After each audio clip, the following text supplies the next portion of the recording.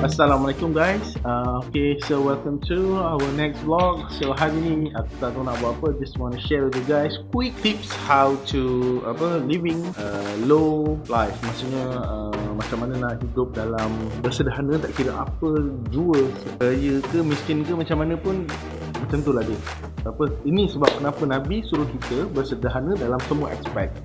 Alright, so without further ado, kita akan proceed to the next first tip. Dan before that, disclaimer, during this PKPD saya tak buka office dan kedai saya, so jadi this is just for entertainment purpose. Since my house nearby, I just come to my shop and then open up as just for, tak ada buat apa kan kat rumah.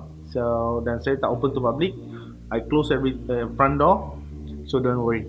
Alright, let's get into it.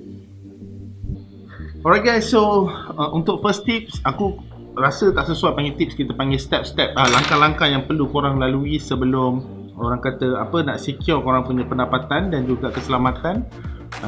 Dari segi sekarang ni financially tak menentu, kerja pun tak menentu dan korang tak ada choice. Dan as for me, benda yang first kali korang kena buat adalah calculate semua total hutang dan cuba orang kata divide kepada dua, penting dengan tak penting. So lepas tu kita akan go for the next step, apa nak kena buat. Okay, so apa yang korang ada dekat rumah sekarang yang tak perlu dan tak pakai, jual ikut kalau dapat ikut harga market value, Alhamdulillah. Kalau tak dapat, berapa yang boleh jual, simpan. Dan gunakan duit tu untuk selesaikan hutang temporarily ataupun selama-lamanya terus. So jadi by doing that, korang saja dah telah menjimatkan beberapa bulan untuk selamat. Tahu tak korang, tips yang kedua ni, sebenarnya masalah dekat Malaysia, bukan kat Malaysia, kat dunia ni, orang bila berlakunya inflasi ataupun kegawatan ekonomi atau serta yang sekarang ni pandemik atau plandemik, adalah orang bukan masalah isu boleh makan atau tak. The main issue is diorang mampu tak support financial expenses setiap bulan, monthly commitment, yang itu hutang, kereta, rumah. So jadi for me the best way to survive this inflasi, pandemic ataupun throughout everything yang ada isu economically adalah dengan selesaikan hutang. Alright, so kita go for the next step, iaitu kita cuba macam mana nak selesaikan hutang. Alright, so as you guys can see, the world is totally upside down now. So memang kita tak boleh jangka apa-apa pun, even esok pun kita tak tahu apa akan jadi. Nabi dah berpesan dan supaya di akhir zaman nanti akan ada fitnah besar-besaran di mana berlakunya wabak, akan berlakunya inflasi dan ekonomi dan sebagainya, dan antara penyebab utama itu adalah tas daripada kesilapan kita sendiri, iaitu berhutang. Saya mungkin akan ada orang yang komen pelik-pelik, akan bagi tahu, okey, kau bagi aku duit cash lah, aku belikan kau aku beli cash. Sebenarnya atas kemampuan kita. Step yang ketiga, korang adalah fokus kepada pembayaran semula hutang korang. So daripada apa yang korang jual, daripada tips 1, tips 2, korang jual barang-barang yang tak pakai, dapatkan duit tu, lamsamkan bayaran ataupun cuba gandakan bulan, korang jualkan dan divide kepada dua juga. Satu, simpanan permanent. Yang kedua adalah bayar hutang. Okey, contoh for example, korang ada hutang lebih kurang baki 10,000 kereta. Gunakan duit itu full langsam habiskan. Sebab daripada situlah korang akan rasa peritnya pembayaran even RM100.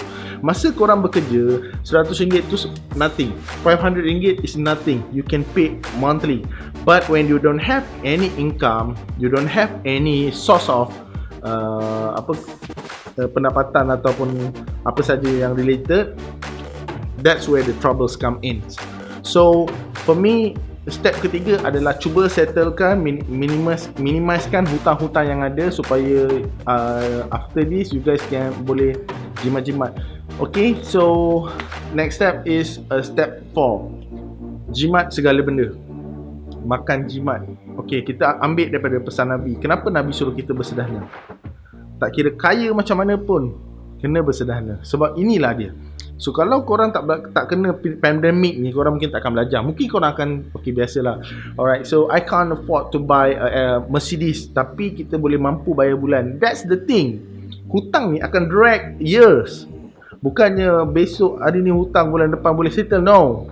So macam, dan disitulah juga expect riba masuk. Dan kenapa Nabi suruh kita perang riba? Nabi bukan suruh kita elak, Nabi bukan suruh kita jangan ambil, Nabi suruh kita perang riba habis-habisan. Sebab bila kita ambil riba, kita berperang dengan Nabi dan Allah. So jadi untuk next step adalah berjimat cermat.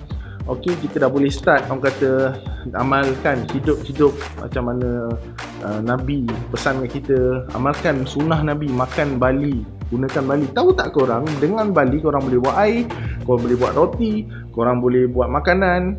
Dengan kelapa korang boleh makan, korang boleh buat minyak masak. Sebenarnya banyak source of food around us. Cuma kita dah dilatih dan tak biasakan diri dengan keadaan hidup macam tu. Dan akhir zaman juga korang kena amalkan. Kalau andai ada kampung, pulanglah ke kampung, buanglah dunia. Sebab dekat situlah orang kata kekal akhirat kita di sana, bukan di sini. Sebab kata pesan Nabi adalah apa? Dunia adalah syurga buat kafir dan penjara buat orang mukmin. Ingat. Alright, so saya rasa cukup untuk 4 step hari ni macam mana korang nak reduce. Okay, kita just cuba simplekan. First, recognize hutang sebanyak mana yang boleh. Kedua, korang start jual apa yang tak perlu, apa yang tak pakai jual. Be minimalist, minimizekan semua benda. Ketiga, settlekan hutang dengan baki yang korang dengan apa barang yang korang jual yang korang tak perlukan. Dan mungkin korang akan tak dapat harga yang seperti on market value, sebab at current time memang the power of buying tak ada. Alright, the fourth, amalkan hidup yang simple, yang bersederhana. Alright, so if you had a chance to share with some other guys, please do so and don't take camera with you. Okay, kalau ada peluang nak boleh berkongsi dengan orang lain, okay, jangan bawa kamera. Okay, dan ingat pesan Nabi, sedekah yang paling utama adalah orang yang paling terdekat. Bukan utama, orang kata sedekah yang paling mahal nilai dia, pahalanya adalah orang yang terdekat. Alright, pastikan adik-beradik kita, mak ayah kita, jiran kita, ipar kita tak kelaparan, cukup semua. InsyaAllah by working together we can stand tall, we can stay safe forever. Alright, I don't know how long pandemic ni akan stay. So whatever it is, apa pun alasan government and so on, kita kena need to stay unite. Dan please jangan buat rusuhan. Jangan buat rusuhan. Remember that. Okay, I think that's it for today, and hopefully I can make a lot of videos. Sebab saya tak pandai nak buat cerita storytelling, and I don't know how to do, creative about storytelling, macam nak buat vlogging yang the best. I don't know how, but I will try my best. I will keep trying, and hopefully see you guys on the next video. Saya Kamal Nasir daripada Media Koyak, CP Technology, Crash Production, and Alia Brand. Alright, so till then, stay safe, be happy. Prepping your soul with ZK. Ingat, the end is near.